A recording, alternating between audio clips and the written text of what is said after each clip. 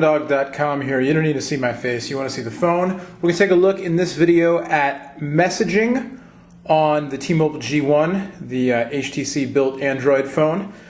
So we've got the G1 here. We're going to fire it up, wake it from sleep, and we're going to take a look specifically right now at the Gmail implementation, the IM and SMS, MMS messaging, and then also the notifications bar. The notifications bar is one of my favorite things so far about this phone. You can see up in the corner here, you get little notifiers when there's something new that's happened.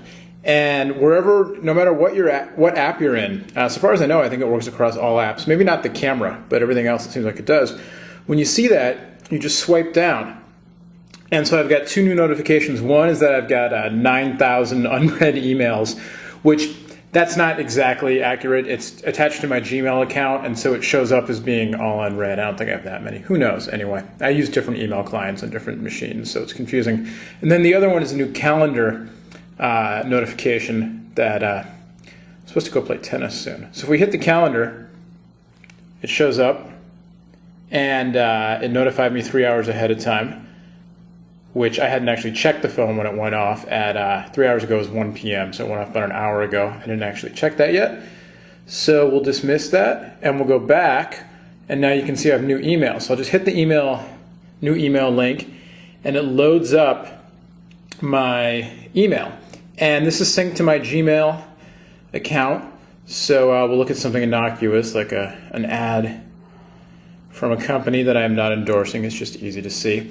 And so here's your email. It's HTML email. It's Gmail styled, and you can see when you scroll at the bottom, I get a lot of emails from this retailer apparently. So it's good. You can see it's the threaded style, just like Gmail.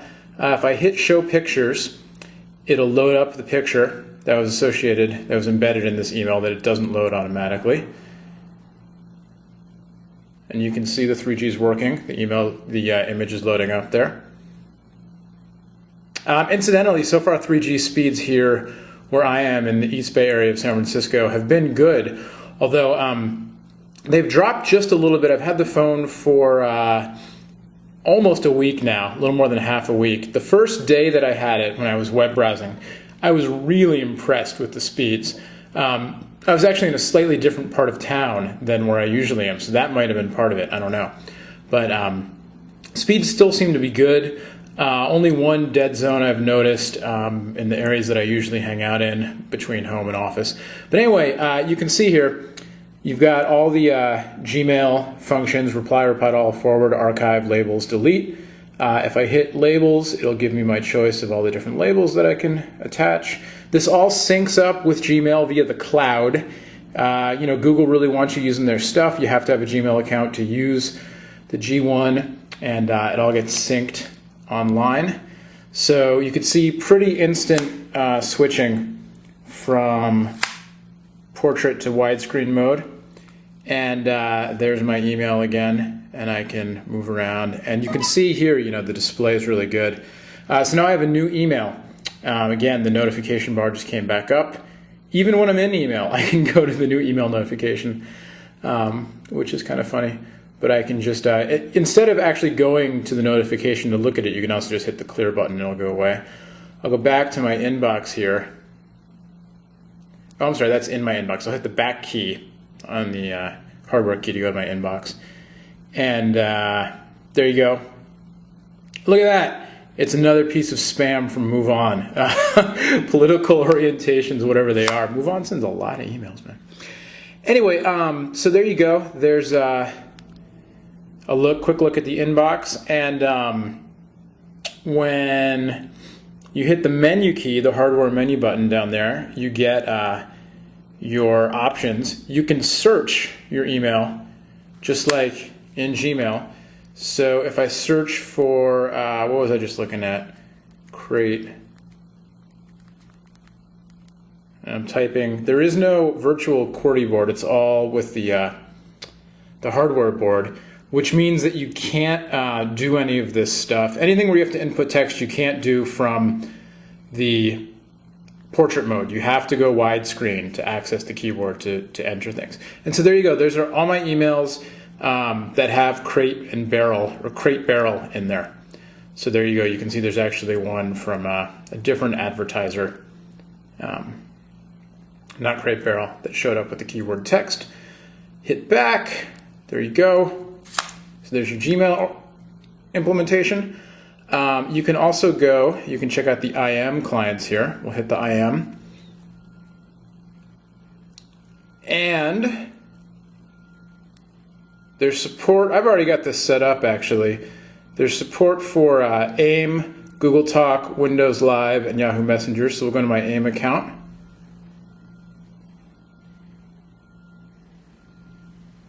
And here's AIM signing in.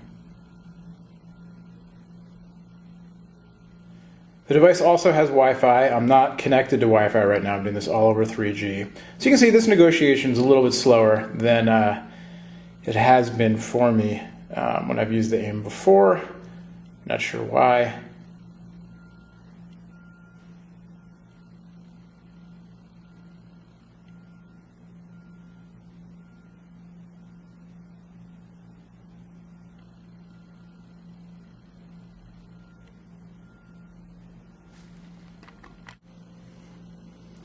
All right, so here's the AIM interface, and I can set my status to available, away, or appear offline.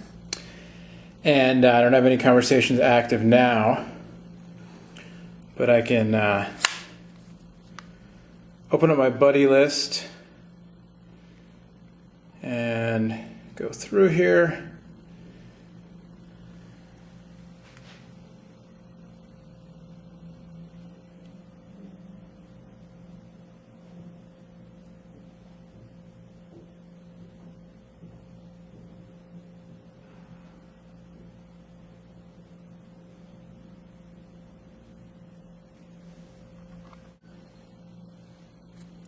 And so you don't need to see the name of the person that I'm IMing with. I want to preserve their privacy here. But there you go. It says me. I'm recording this for a phone demo. And then in the meantime, I can go back, check my email, go back to the home screen, hang out, look at the goofy picture of myself. Whatever. Maybe I'll actually go and I'll send an SMS in the meantime while I'm waiting to see if that person... So while I'm waiting to see if that person writes back to me from AIM, I will send an SMS. You can see it saved my old SMS. You don't need to see the phone number of the person that I SMS'd with.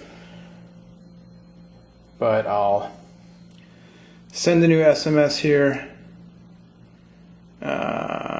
We'll go good old fake number, and then you compose it down here, and you can see the autocorrect there. I'll do that again. Works pretty nicely. I didn't throw in the apostrophe, but it changed it for me. What's up, lolcats? Does anybody use lolcats anymore? I don't even know. The keyboard is, it's okay. It's not, I don't like it as much as I like some of the newer HTC devices, like the Touch Pro when I got to play with it, or even the, what was the S730, 740, the phone that's not coming to the US. It's a little too flush mounted for me. There's not a whole lot of travel. And again, the notification bar, I have a new email happening. It's fine, but it's not great. Also, the backlighting I found works really well when it's dark, but when I was in kind of a bright room, it actually was kind of hard to see the red labels here. I'm not enough of a, I'm not used to, you know, using this phone only, or just in general where the symbol keys are. So I had to look down to find like exclamation points or commas or what have you. And question marks. And I had a little bit of trouble when I was in a cafe the other day that was really brightly lit. I do like that the spacebar is wide. There's a dedicated period key. There are 2 shift keys, and there's also a search key, which is kind of cool, as well as a dedicated @ symbol. It makes it easier to do things. But so anyway, so I've sent my, I've written my message, and I can hit the menu key, the hardware menu key, and I can add a subject, I can add an attachment. So I could go in and I can attach a picture, I can attach something from the camera right now. So we'll take a picture here of my plant.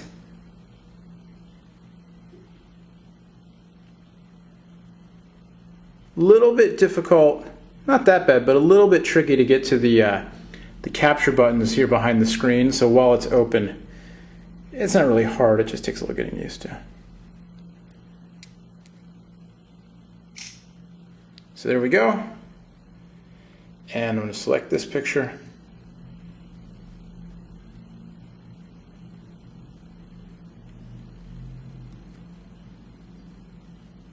And it's converting it for me. I really like the little notification messages that come up. It's all very user-friendly. The fonts are smooth. The messages fade in and out kind of gracefully. It's much more consumer-friendly than it. For some reason, it's not that I had low expectations. It's just for as geeky, I think because of the hardware, my initial reaction to the hardware when I saw it online was, oh, I want something sexier and where's the headphone jack and whatever. But the software, by and large, has been great. It's all very smooth. And so there's my message. And you can see now in my notifications bar that I have another icon, which means that my I am friend has written me back. So I will swipe down. I'm going to do this off screen so that you don't see the person's name. And then you can see that I have a new message from my I am friend that just says phone dog rules. So I can click on it and it'll take me